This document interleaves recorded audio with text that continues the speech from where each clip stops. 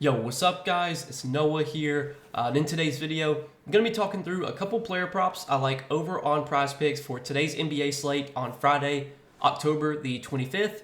We got 10 NBA games tonight, so a relatively big slate on a Friday night, guys. I've got 3 early player props that I do like for this slate. Taking a first look at the Prizepicks board on Thursday night. Now, I'm currently recording this video at like 2:30 a.m. late Thursday night. I've been staying up late, just kind of waiting around for Prizepicks to put props up. We've got props up for I think like 3 or 4 games so far. So obviously the full board is not up yet, so we're kind of limited with our options. And it's always going to be tough, doing these Prizepicks videos the night before of the slate, just because there's not always going to be the full allotment of props up.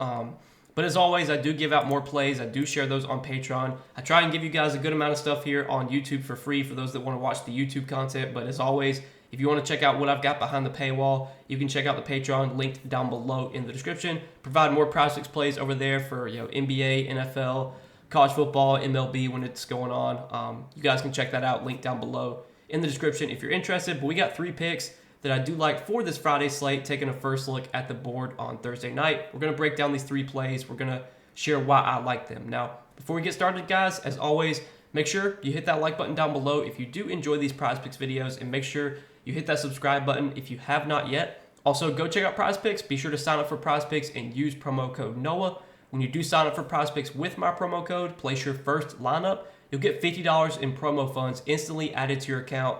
You don't even have to deposit a big amount. Like if you just want to sign up for Prizepicks, put in $10. You put in $10, play a $5 lineup, they'll give you $50 instantly to your account that you can then use towards additional lineups. You just make sure that when you do sign up, use that promo code NOAH.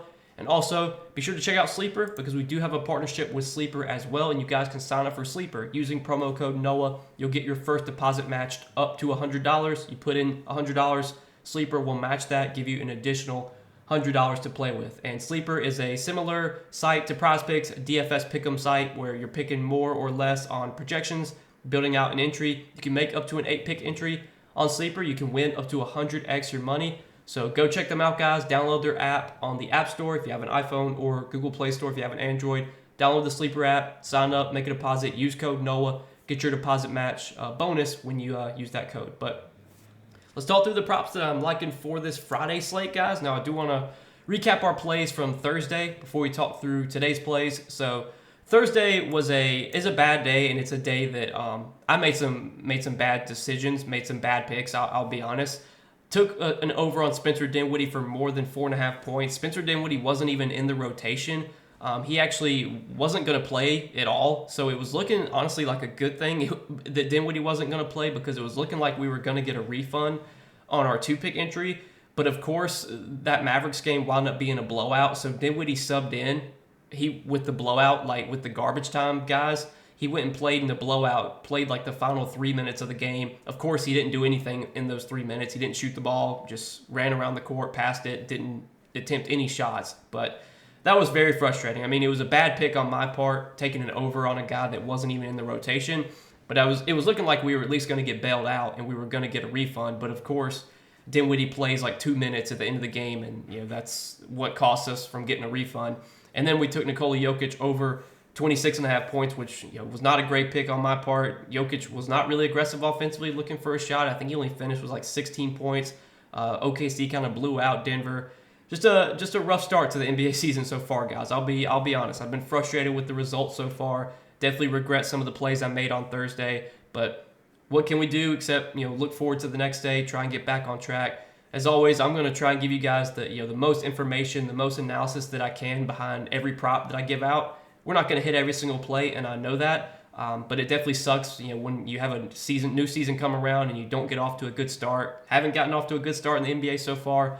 But let's see if we can get back on track here for this Friday slate. We do have 3 picks for Friday. Going to give you guys the breakdowns, the analysis of why I like these plays. And if you want to tail, feel free to do so. If you want to fade, I guess do that too if you want to. But I got 3 picks for today, guys. Let's break them down. Let's talk through why I like these plays. So looking at the first prop I do like for tonight, we're going to look at a Davion Mitchell prop, and the prop that I'm liking here is going to be less than 12.5 points. So let's talk through this prop on Davion Mitchell and why I like this one. So Davion Mitchell is going to start at point guard for the Raptors tonight. The Raptors are going to be without Emmanuel Quickley. He's listed as doubtful, so he's not expected to play. R.J. Barrett also not expected to play. He didn't play in their season opener.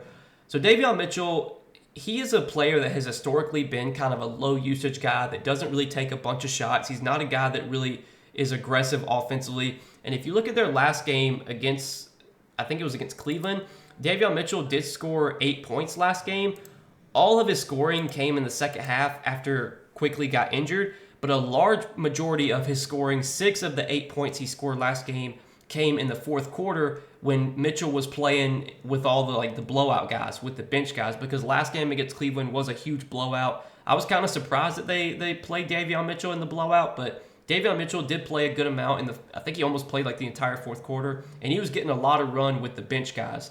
He didn't actually really play that many minutes alongside Scotty Barnes and Grady Dick and Pirtle and the rest of the starters because the game was a huge blowout. Scotty Barnes barely played in the second half, so did some of the other starters. Assuming this game's a competitive game, which it projects to be 3.5 point spread, Davion Mitchell's going to play a lot of his minutes alongside the main guys. Scotty Barnes, Jakob Pirtle, Grady Dick, Agbaji. Now this Toronto team, I mean, they're not like a good offense. They don't have a ton of great offensively skilled players, especially not with Quickley. But Scotty Barnes, they can still run this offense through Scotty Barnes.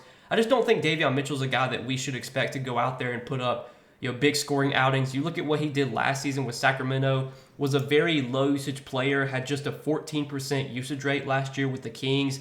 And if you look at the games that he started last season for the Kings, he started 4 games for them. He went under this points prop in 3 of those 4 games. The one game he went over, he went over by 1. He had 13 points against the Warriors. But Davion Mitchell, I just don't think the offensive role is really going to be there for him. And he's historically been a player that doesn't go out there and try and score a ton. He did have a stretch, I think it was the COVID year. He played really, really well, but ever since then, his usage rate's gone way down. Just hasn't been the same offensive player that he was, a few 3 or 4 years ago. I think when he first came into the league, there was a stretch where he was getting to play a bunch when Fox was out, but since then, he's just not been the same player. Maybe on a new team now, maybe with the Raptors, Davion Mitchell will take on a bigger role. But looking at his numbers from last game, he had a very low usage rate in the first half. His usage rate really spiked in the fourth quarter. That was when he was playing with the end of the bench guys in the blowout. So I don't want to really look too much in the last game. I think that's a little bit skewed, especially since he did get a lot of minutes with the end of the bench guys. Don't think he's going to get as many minutes with those end of the bench guys here unless we get another blowout, which I don't think is going to happen. The spread here is only 3.5. So this is projected to be a competitive game. Davion Mitchell's probably going to play a decent amount of minutes. He's probably going to play 30 to 32 minutes, but again, just not a volume shooter, not a guy that's going to go out there and take 15 shots. Very low usage player, has historically been a low usage player, so I do like him for less than 12.5 points. I was looking at DK Sportsbook. They have his line currently set at 11.5. Now, it is juiced towards the over at 11.5. It's minus 130. But on Prizepicks, we're getting it at 12.5 compared to 11.5. So I do like the under on 12.5 points for Davion Mitchell here. So what we're going to roll with as our first prop for Friday night. And then the next prop that I like is going to be an Evan Mobley prop. And I'm liking Evan Mobley for more than 28.5 PRA. So Evan Mobley had a really good start to the season, put up 36 PRA against the Raptors. Obviously, a really good matchup there. The Raptors were a horrible defensive team last season. They're going to probably be a horrible defensive team again this season. You look at Mobley's last game, 25 points, 9 rebounds, 3 assists, was able to contribute in all categories. And coming into the season, Cleveland does have a new head coach, Kenny Atkinson. And there have been a lot of quotes from Kenny Atkinson saying he wants to get Evan Mobley the ball more. He wants him to be posting up, near the rim, getting him a lot of touches in the paint, and that's what they did. That's what they did. Evan Mobley had a really big usage rate last game, second highest usage rate on the team, just behind Donovan Mitchell. You look at the usage rates last game, not counting Craig Porter who played in the blowout. Donovan Mitchell had a 27.9% usage rate last game, and Evan Mobley was right behind him, 27.7%. So the usage rate, I know it's only a 1-game sample. You don't want to overreact to 1 game, but the usage rate really ticked up for Evan Mobley in their first game of the season, and that's kind of what their coach has been hinting at. He wants to get Evan Mobley the ball more, get him more involved offensively, and Evan Mobley is a really good offensive player. He's also a guy that can rebound really well, and if you look at the rotations last game for the Cavs, they basically played Evan Mobley or Jared Allen at center for all the minutes. Now, Tristan Thompson did get 8 minutes last game, but those were strictly in the blowout after they subbed all the starters out. So it looks like we're going to see the center minutes pretty much split between Evan Mobley and Jared Allen.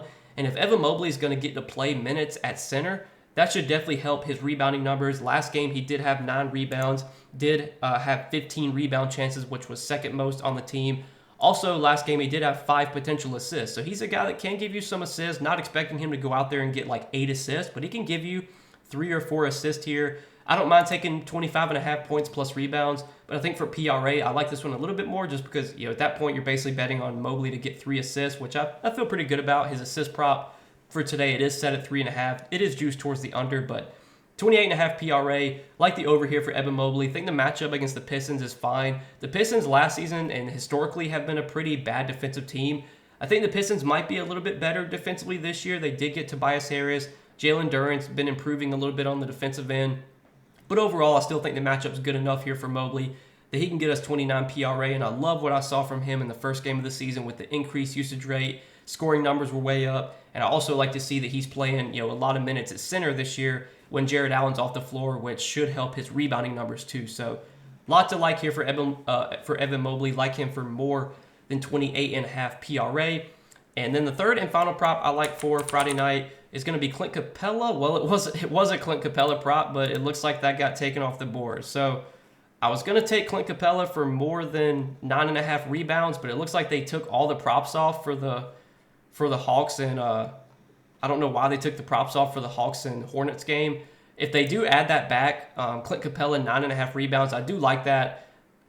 I guess there's no point in breaking it down because there's nothing to really give you guys, but that was going to be our third play, was going to be Clint Capella for more than 9.5 rebounds, but Prizepicks looks like they took it off the board. Don't know why. I don't know, but yeah, I guess we're just going to roll with 2 plays for today then. So, and if they do add Capella rebounds at 9.5, feel free to take the over on that too, because that is a play that I do like. You could add that to this, but I guess we'll just roll with these as our 2 plays now. For now, guys. Davion Mitchell, less than 12.5 points. Evan Mobley, more than 28.5 PRA. Very frustrating trying to do these videos the night before. Prizepicks, they'll put props up. Well, there's the Capella prop. Okay, so there it is. It's back up now. So there we go. So Clint Capella, more than 9.5 rebounds. Let's talk through why I like this prop on Capella. So Capella, last game, did only have 7 rebounds, but you really have to look into it. So he only played 19 minutes last game, and that was largely because Onyeka Okongwu was playing so well. So if you look at the rotations last game, Clint Capella is the starter. He's going to start this season. He's always been the starter. Even though Okongwu does play well off the bench, they still typically start Capella. And last game Capella started, he played about 6 minutes before subbing out, and then he subbed back in the second quarter with about 6 minutes left. So he played about 12 minutes in the first half. So he was on pace. He was on pace to play about 24 minutes. In the second half, he played about 6 minutes again to start the third quarter, subbed out. He subbed back in with about 10 minutes left in the fourth quarter, but then he only played about a minute and a half before subbing out, and then Onyeka Okongwu came back in. So they almost played Onyeka Okongwu the entire fourth quarter last game. Okongwu got like a minute and a half rest and then subbed back in and played the final 8 minutes of the fourth quarter. And that's because he was playing so well. Like if you look at Okongwu's game log from last game, I mean, he had 28 points, which I think might have honestly been I want to say that was a career high for him. Yeah, he had a career high in points, 8 rebounds, 1 assist. Look, Onyeka Okongwu is a really good player. If he was on any other team, he'd probably be starting, but because he is on the Hawks, he's kind of he's backing up behind Clint Capella. But Capella and Okongwu, I think typically will split the center minutes fairly evenly, and then maybe on nights where Capella's playing really well, maybe you see him get a few more minutes. Maybe like if Okongwu gets in foul trouble, that's another thing that could push up Capella's minutes. But typically you should see the center minutes from Atlanta split somewhat evenly between Capella and Okongwu. Last game, Okongwu had his career high in points, so they obviously they played him more minutes because he was playing so well. But even in only 19 minutes, Clint Capella still grabbed 7 rebounds. And Capella has historically been a really, really good rebounder. Last season with the Hawks, I believe he averaged 17 rebound chances per game. Yeah, 17.1 rebound chances per game, averaged 10.6 rebounds per game last season. He did that in an average of 25.8 minutes per game. So like last season, he averaged almost 26 minutes per game. I don't think we shouldn't expect him to average 19 minutes per game this year. Like, he's not going to play 7 less minutes per game. Like, I feel like that last game was just kind of a fluke. Okongwu just had such a good game that they kind of rode the hot hand there. But typically, we can project Capella for about 23, 24 minutes, sometimes a little bit more. And this is a great rebounding matchup against Charlotte. We talked about this spot on Wednesday when we took Alperen Sengun for more than 9.5 rebounds. He went out there and had a huge rebounding game. Charlotte's just not a good rebounding team. They're a team that gets dominated on the glass. Last season, they gave up the second most rebounds to the center position. Capella, this is a matchup he should be able to have success in. He did face Charlotte 3 times last year, had 13, 10, and 6 rebounds in those 3 games. So he went over this line in 2 of 3 games against Charlotte last season. Like this spot a lot for Capella, though. Should play a few more minutes than he did last game. I think the 19 minutes he got last game was definitely a fluke. Expecting him to get back to about 23, 24 minutes here.